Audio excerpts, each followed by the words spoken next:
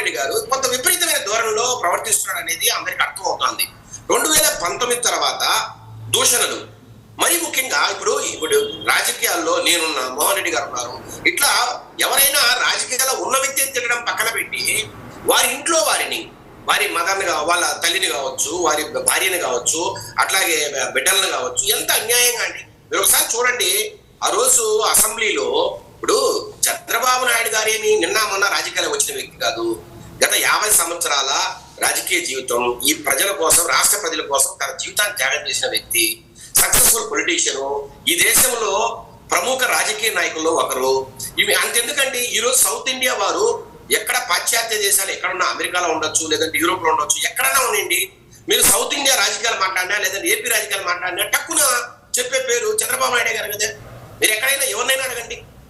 నేను ఈ రోజు కొంత రాజకీయాలు భ్రష్టు పెట్టాయి కాబట్టి కొంతమంది డిఫరెంట్ గా మాట్లాడచ్చు కావచ్చు, కానీ నేను చదువుకున్న రోజుల నుంచి కావచ్చు, లేదా నేను ఉద్యోగం చేసిన రోజుల నుంచి కావచ్చు, ఎక్కడైనా ఆంధ్రప్రదేశ్ అనగానే చంద్రబాబు నాయుడు గారు అనే ఒక మాట సౌత్ ఇండియా వాళ్ళు కావచ్చు, లేదా నార్త్ ఇండియాలో కావచ్చు మాట్లాడే మాటలు అంటే ఆ రకంగా ఆయన పర్సనల్ ఇమేజ్ రాష్ట్ర ఇమేజ్ గా మారిన నేపథ్యంలో, రెండోది కొంత నేషనల్ ఇమేజ్ కూడా ఆయనకు ఉందండి. ఎందుకంటే అప్పుడు రాష్ట్రపతులను మార్చడంలో కావచ్చు, ప్రధానమంత్రులను సెలెక్ట్ చేయడంలో కావచ్చు, కొంత దేశ రాజకీయాలను పునర్నిర్మించడం అంటే కాంగ్రెసేతర రాజకీయాలను, కాంగ్రెసేతర ప్రభుత్వాలను నడపడంలో కావచ్చు ఆయన ప్రసిద్ధిగాంచారు ఈ దేశంలో.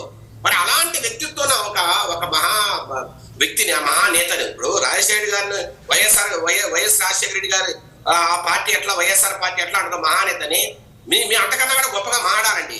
ఎందుకంటే ఒక దార్శనికుడు ఈ రోజు ఆర్థిక సంస్కరణలు కావచ్చు, లేదంటే ఐటీ సంస్కరణలు కావచ్చు, అద్భుతంగా ఈ రోజు రాష్ట్రంలో అమలు చేయించిన వ్యక్తి అండి చంద్రబాబు నాయుడు.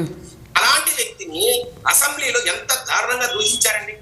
ఈ రోజు మీరు అంటున్నారు కదా అంబటి రాంబాబు గారు, ఆయన చంద్రబాబు నాయుడు గారు కావచ్చు, ఆయన సతీమణి గారు కావచ్చు. అవును, అది ఆ తర్వాత అది బయటకు వచ్చినప్పుడు మరీ దారుణంగా ఉంది. ఏమండి, రెండోది ఆయనతో అంబటి రాంబాబు గారే మొట్టమొదటి మాట్లాడడం అండి. నేను చూసిన వీడియో క్లిప్పింగ్స్ ప్రకారము అంబటి రాంబాబు గారే మొట్టమొదటి మాట్లాడారు.